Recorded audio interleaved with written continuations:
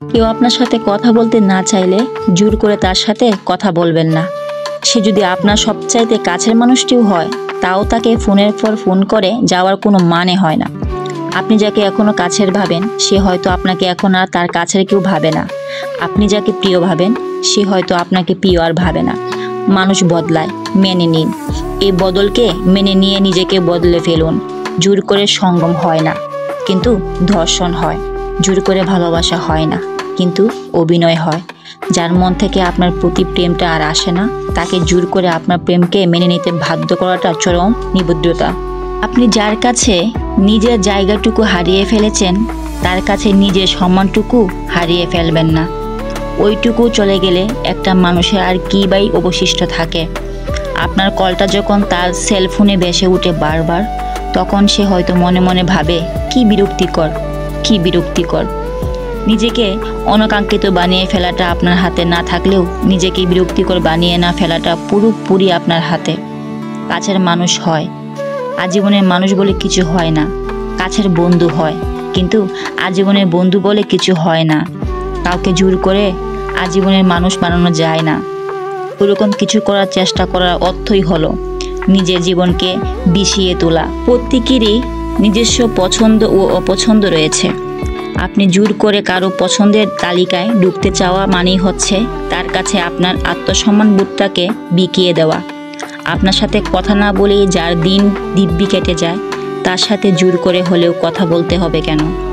এটাকে ভালোবাসা বলে না, টানও বলে না, হ্যাঁচড়ামি বলে। আপনি তাকে ভালোবাসেন তো ভালো কথা, তাই বলে আপনাকেও কি তার ভালোবাসতেই হবে? ভালোবাসা ব্যাপারটা এমন, যাকে উভয়মুখী বিক্রিয়া হতে হয় না।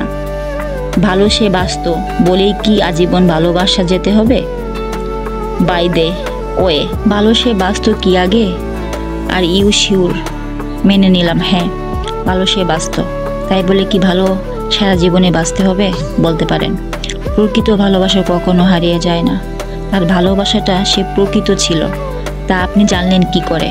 কেউ আপনার ফোন ধরতে না চাইলেও তাকে টানা ফোন করে যাওয়াটাকে ভালোবাসা বলে না, কমন সেন্সের অভাব বলে। যখন কেউ আপনাকে ব্লক করে দেয়, তখন নতুন সিম কার্ড জোগাড় করে সেখান থেকে তাকে ফোন দেওয়ার নাম আজাইরা ফাইজলামি। সে আপনাকে বারবার ব্লক করে দিচ্ছে। যে আপনার উপর এতটাই বিরক্ত, তার সাথেও এরকম ফাত্রামি করে যাওয়াটা কি মানে? মন বেশি উচাটন হলেও মনটাকে ধরে একটা থাপ্পড় মারুন। থাপ্পড়টা জোরে মারবেন, যাতে মনে সব কটা দাঁত খুলে পড়ে যায়। সে থাকতে চায় না আর, তাকে নিয়ে এরকম টানাটানি করার কি আছে? একদম চুপ হয়ে যান, কারোর সাথে কথা বলবেন না। ঘুমানো, বই পড়া, মুভি দেখা ইত্যাদি বাদে কোনো ফালতু কাজ করবেন না। মোবাইলটা অফ করে দূরে ফেলে রাখুন। এরকম পুরোপুরি চুপ হয়ে যাওয়াটা দুই ক্ষেত্রে ভালো ফল দেয়। রেগে গেলে ও অস্থির লাগলে। বিশ্বাস না হলে ট্রাই করে দেখতে পারেন। যে আপনাকে একসময় ভালোবাসতো, সে এখন আর আপনাকে পাত্তা দেয় না। এর মানে কি? নিশ্চয়ই আর ভালোবাসা কোনো একটি স্বার্থ বা সত্য ছিল, স্বার্থ হাসিল বান্দা উধাও। এই সহজ জিনিসটা বুঝতে রকেট সায়েন্টিস্ট হতে হয় না।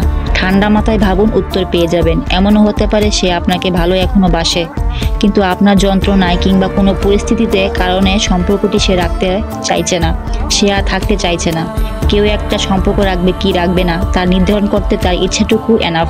তাকে জোর করে রাখতে চাওয়া মানে হচ্ছে নিজের সম্মানটা তার কাছে কমিয়ে ফেলা।